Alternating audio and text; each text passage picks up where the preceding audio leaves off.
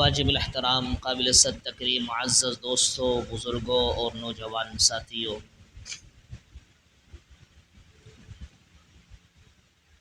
आज की इस नशिस्त के अंदर हमारे यहाँ पस्ती जो बिल्कुल निशाई की तरफ आ चुकी है और हम लोगों मुसलमानों को पस्ती में डाल दिया है, जिस चीज़ ने जिस वजह से आज मुसलमान हालात से दो चार हैं और परेशान हैं और एक जुल्म की चक्की के अंदर पिस रहे हैं। वो वजह क्या है, वो उस वजूहात के एतबार से चंद एक बातें आपके सामने इंशाअल्लाह अज़ीज़ आज की मजलिस में ज़िक्र करूँगा। जैसा कि अल्लाह तबारक व तआला ने भी इरशाद फरमाया कि इन्नमा यख्शल्लाह मिन इबादिहिल उलमा, कि सही माने में असल अगर देखा जाए तो अल्लाह रब्बुल आलमीन से वही लोग डरा करते हैं, वही लोग अल्लाह से खौफ ज़दा होते हैं, वही लोग अल्लाह की खशियत से डरते हैं जिनको अल्लाह की उलूहियत का मालूम होता है, जिनको अल्लाह की रुबूबियत का मालूम होता है, जिनको अल्लाह की तौहीद का पता होता है, जिनको अल्लाह रब्बुल आलमीन के अहकामात का पता होता है, जिनको अल्लाह रब्बुल आलमीन के जितने भी अवामिर हैं और नवाही हैं उन तमाम तर चीज़ों का मालूम होता है, वही अल्लाह से डरा करते हैं। एक आदमी को अल्लाह की उलूहियत का मालूम नहीं, एक को अल्लाह की तौहीद का मालूम नहीं, एक को अल्लाह रब्बुल आलमीन के जितने भी अहकामात हैं उनके बारे में इल्म नहीं, एक को अल्लाह रब्बुल आलमीन के जितने भी अवामिर हैं यानी जितने भी अहकाम हैं उनका मालूम नहीं, जितने भी नवाही हैं यानी जिन चीज़ों से रोका गया उनका मालूम नहीं है। तो फिर वो बंदा कैसे अल्लाह रब्बुल आलमीन से डरेगा? आखिर डर, खौफ, खशियत आदमी के अंदर इस जब पैदा होता है कि जब किसी की अहमियत का मालूम होता है। एक आदमी को, बच्चे को पता हो कि ये मेरा उस्ताद है, ये मेरा वालिद है, ये मेरा चचा है, ये मेरा मामू है, ये मेरा नाना है, तो लिहाजा उसकी फजीलत का, मर्तबे का, मकाम का, उसकी शान का जब पता चलेगा उसी वक्त उसके दिल के अंदर फरमाया उसकी इज्जत आएगी, उसी वक्त उसके दिल के अंदर उसका खौफ आएगा, नहीं यार ये मेरा बड़ा है, इसके सामने गलत काम नहीं करने, इसके सामने मैंने कुछ ऐसी हरकत नहीं करनी जो कि दुरुस्त नहीं है, इसके सामने मैंने कुछ ऐसे हरकत और सकनात को सामने नहीं रखना कि जिसकी वजह से इसका दिल टूटे और ये मुझे कुछ कहने पर आमादा हो जाए।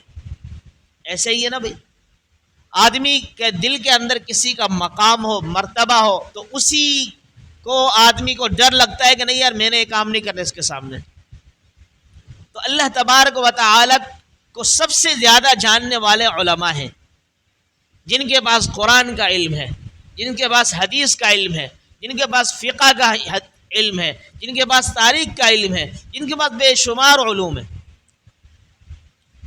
तो अल्लाह तबारक व तआला ने इस आयत में यही इरशाद फरमाया कि इन्नमा यख्शल्लाह मिन इबादिहिल उलमा। अल्लाह फरमा रहे हैं कि मेरे बंदों में से जो मुझसे ज़्यादा डरने वाले हैं ना वो उलमा ही हैं। तो यहाँ से उलमा की फजीलत भी और मकाम भी, मर्तबा भी पता चलता है हमें। और दूसरी जो अल्लाह के हबीब ने रिवायत नकल की उसमें क्या फरमाया कि इन्नल उलमा वरसतुल अंबिया, कि उलमाए किराम जो है वो अंबिया अलैहिमुस्सलातु वस्सलाम के वारिस हैं, वारिस। आगे फरमाया व इन्नल अंबिया लम युवर्रिथु दीनारन वला दिरहमा, और जो अंबिया अलैहिमुस्सलातु वस्सलाम अपने पीछे जो मीरास छोड़कर जाते थे वो माल और दौलत नहीं, दीनार और दराहिम नहीं, पैसा और कोठी और बंगले और जायदाद नहीं, बल्कि फरमाया बल वर्रसुल इल्म, वो इल्म को छोड़ के जाए। उन्होंने अपने पीछे जो वारिस छोड़े वो उलमा, अपने पीछे इल्म को छोड़ा, कुरान को छोड़ा, अहादीस को छोड़ा, उनके अहकाम को छोड़ा।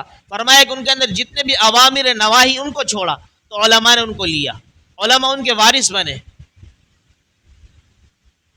आज हमारे पस्ती का जो वजह है, उसकी जो सबब है ना, वो क्या है? उलमा से दूरी है। कसम खाऊं तो हानिस नहीं होगा, علماء سے، فقہا سے دوری ہے، اللہ والوں سے دوری ہے، نیک لوگوں سے دوری ہے۔ آج ہم اگر دین بھی سیکھتے ہیں تو ٹیلی ویژن پہ بیٹھ کر سیکھتے ہیں، انٹرنیٹ کے ذریعے سے سیکھتے ہیں، وہ بھی علماء سے نہیں، وکیلوں سے، انجینئر سے، پروفیسر سے، ڈاکٹر سے۔ تو یہ ہمارے موجودہ جو حالات ہیں، جو ہمارے ہم پستی کی طرف جا رہے ہیں، جو ایک ظلم کی چکی میں پس رہے ہیں، وہ اہم وجہ اس کی یہ ہے۔ میں اپنے پیڑ سے بات نہیں کر رہی ہے، میں اپنے فرمایا کہ جیب سے نکال کر کچھ آپ کو نہیں دے رہا، بلکہ اللہ کے رسول نے خود فرمایا کہ قرب قیامت، قیامت کے قریب ایک وقت ایسا آئے گا، یفرون من العلماء والفقہاء، کہ لوگ کیا کریں گے؟ علماء سے، فقہا سے، یعنی علماء کرام سے، مفتیان کرام سے دور بھاگیں گے۔ جب دور بھاگیں گے تو کیا ہوگا؟ فرمایا کہ اللہ رب العالمین 3 طرح کے عذاب میں گرفتار کر لے گا۔ اللہ تعالیٰ 3 طرح کے عذاب میں ان کو مبتلا کر لے گا، گرفتار کر لے گا۔ پہلا عذاب کیا فرمایا؟ عجیب عذاب بتایا کہ میں آپ کو کیا بتاؤں، اسی وجہ سے ہم پریشان ہیں۔ پہلا عذاب اللہ کے حبیب صلی اللہ علیہ وسلم نے فرمایا یرفع البرکۃ من کسبہم، کہ ان کے کمائی سے برکت اڑ جائے گی۔ اولھا یرفع البرکۃ من کسبہم، پہلا جو اللہ کی طرف سے عذاب آئے گا علماء سے دور بھاگنے کی وجہ سے، وہ ان کے کمائی سے برکت اڑ جائے گی۔ پہلے زمانے میں ہم سنتے تھے اور دیکھا بھی کرتے تھے کہ گھر کے اندر 10 افراد کھانے والے اور 1 فرد کمانے والا تھا، ایسا تھا نہیں تھا، برکت ہی برکت ہی تھی، کوئی پریشان نہیں ہوتا تھا، کوئی کبھی نے کسی کے سامنے احتجاج نہیں کیا، کسی کے سامنے فرمایا کہ کوئی واویلا نہیں کہ کبھی آج ہمارے گھر پر کھانا نہیں ہے، آج کچھ نہیں ہے۔ 1 کمانے والا 10 کھانے والے، آج 10 کمانے والے اور وہ پورا ہی نہیں ہو رہا۔ وجہ یہی ہے یفرون من العلماء والفقہاء، تو علماء اور فقہا سے دور بھاگنے کی وجہ ہے یہ۔ آج ہم اللہ کی قسم بڑے افسوس ہوتا ہے جب ہم درس دیتے ہیں عصر کے بعد تو اس میں سارے اٹھ کے چلے جاتے ہیں، 3 منٹ کا درس ہوتا ہے، 3، 2.5، 4 منٹ کا، اس سے زیادہ نہیں ہوتا۔ کہتے ہیں کہ اس کا مطلب یہ کہ دیکھو زبان سے نہیں کہہ رہے کہ مجھے ضرورت نہیں ہے، اپنے حالات سے یہ کہہ رہے ہیں، اپنے کردار سے کہہ رہے ہیں مجھے ضرورت نہیں درس کی، میں اپنے کمائی کروں گا، تم حلال حرام کی تمیز بتاتے رہو، ہمیں ضرورت نہیں، ہمیں معلوم ہے۔ پھر کیا کریں گے؟ یہاں سے جلدی سے فارغ ہو کر، وہاں بھی کسٹمر نہیں ہے، فارغ جا کے بیٹھ جائیں گے، موبائل لے کے بیٹھ جائیں گے، اس میں کوئی ویڈیو چل رہی ہے، کسی کی بات آ گئی ساری، حالانکہ وہ ساری کی ساری بیکار چیزیں۔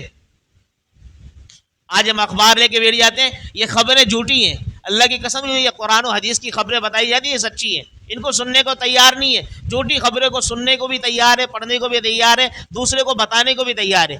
اگر کوئی بتانے کو تیار نہیں ہے، قرآن و حدیث کی خبریں بتانے کو تیار نہیں ہے۔ یہ علماء سے دوری نہیں دور کے آئی ہے۔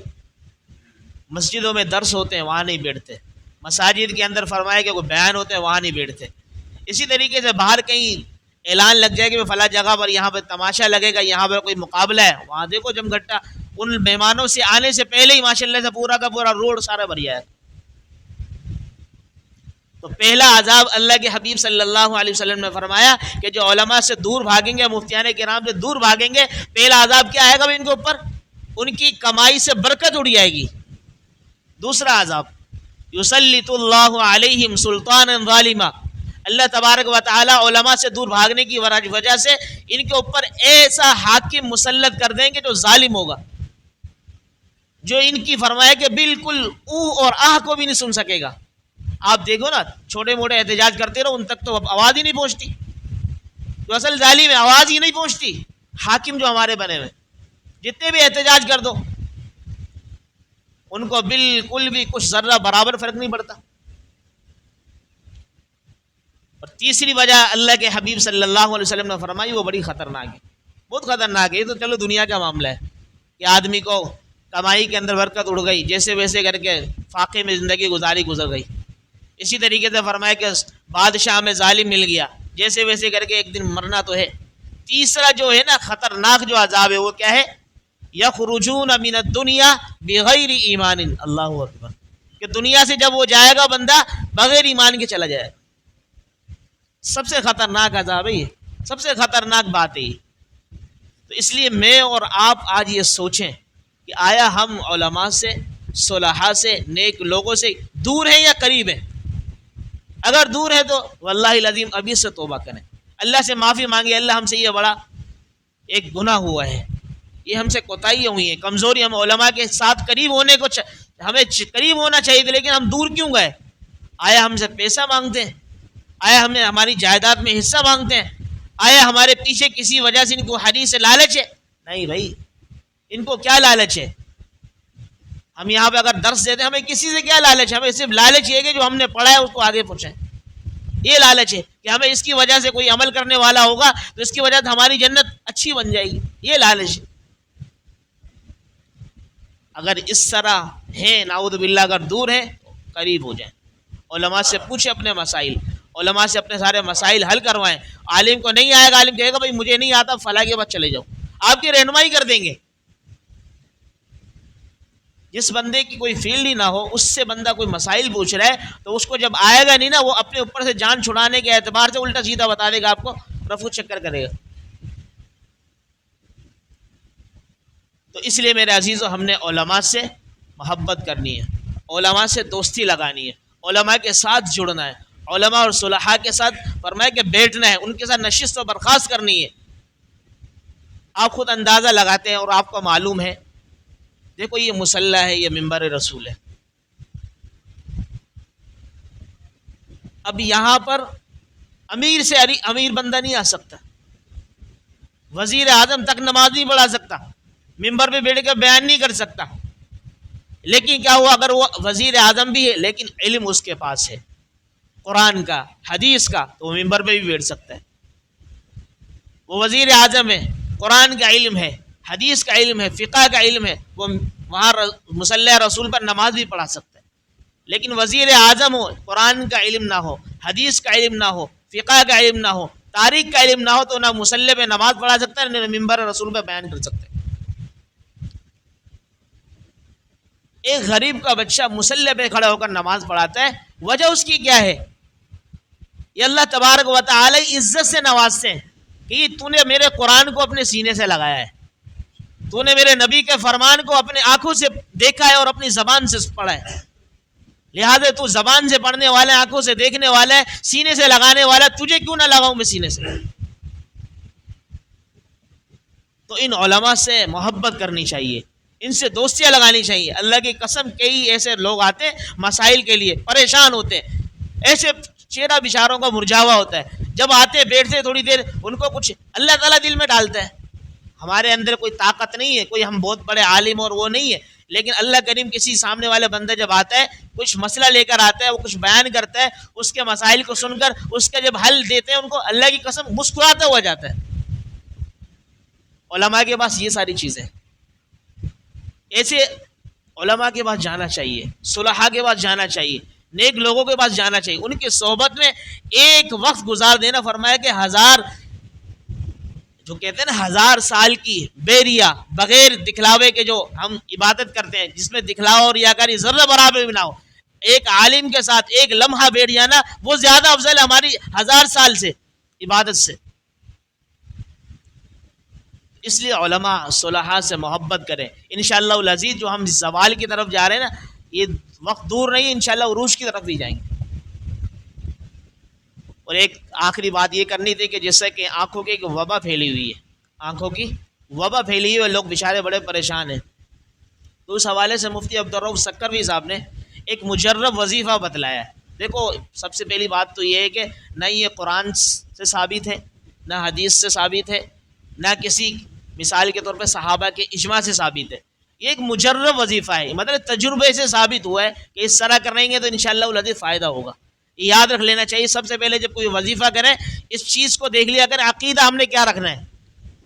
پڑھیں گے تو فرمایا کہ اللہ تعالیٰ ثواب دے دیں گے، نہیں پڑھیں گے تو فرمایا کوئی گناہ نہیں ہے، اور اللہ تعالیٰ اس کی برکت سے ہو سکتا ہے ہمیں صحیح بھی کر دیں انشاءاللہ العزیز۔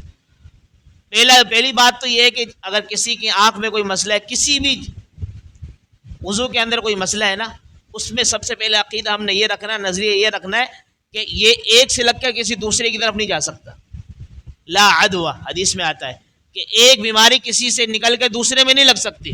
یہ ہم نے عقیدہ رکھنا ہے, یہ عقیدہ ہمارا دل کے اندر ہونا چاہیے. لا عدوہ, اللہ کے حبیب کو تمہارا ایک بیماری دوسرے پہ نہیں جا سکتی اللہ کے حکم کے بغیر. اللہ کا حکم ہوگا تو وہ بیماری سب کو لگ سکتی ہے, لیکن اللہ کا حکم نہیں ہے تو ایک بیماری کسی دوسرے کو نہیں لگ سکتی. اب لوگ بولتے ہیں اس کے قریب بھی مت جاؤ, اس سے بات بھی مت کرو, ایسے نہیں, اس کو ہاتھ بھی مت لاؤ, ایسا نہیں ہونا چاہیے. یہ عقیدہ غلط ہے ہمارا. دوسری بات یہ کہ مجرب وظیفہ یہ ہے کہ ہر فرض نماز کے بعد ایک مرتبہ آیت الکرسی, ایک مرتبہ آیت الکرسی ساتھ ساتھ بولیں یہ وظیفہ تاکہ کہ آپ کو یاد ہو جائے. ایک مرتبہ ہر فرض نماز کے بعد کیا پڑھنا ہے بھائی؟ آیت الکرسی. پھر نمبر 2 چاروں کل ایک ایک مرتبہ, چاروں کل, قل یا ایھا الکافرون, قل هو اللہ احد, قل اعوذ برب الفلق, اور قل اعوذ برب الناس. یہ چاروں کل ایک ایک مرتبہ. پھر فرمایا کہ 11 مرتبہ پڑھنے ہم نے. یہ 3 کلمات ہے, یا نورو, یا بصیرو, یا قویو. یا نور پڑھے بھائی میرے ساتھ, یا نورو, یا بصیرو, یا قویو. یہ کتنی مرتبہ پڑھنے؟ 11 مرتبہ. پھر آخر میں 11 مرتبہ, یہ 3 مرتبہ قرآن کی آیت ہے اور سورہ قاف کی آیت ہے, فَكَشَفْنَا عَنْكَ غِطَاءَكَ فَبَصَرُكَ الْيَوْمَ حَدِيدٌ. یہ چھوٹی سی آیت ہے, اس کو بھی 11 مرتبہ یا 3 مرتبہ پڑھ کر یہ شہادت کی جو 2 انگلیاں ان کو اوپر دم کر کے آنکھوں پہ پھیر لینا ہے. انشاءاللہ العزیز ساری کی ساری فرمائے کہ جتنی بھی تکالیف ہے وہ دور ہو جائیں گی, بیماری دور ہو جائے گی, اور اللہ تعالیٰ بینائی کے اندر اور روشنائی عطا فرمائیں گے. اللہ تعالیٰ سے دعا ہے کہ اللہ رب العالمین ہمیں ان باتوں پر عمل کرنے کی توفیق عطا فرمائے. وما علینا الا البلاغ.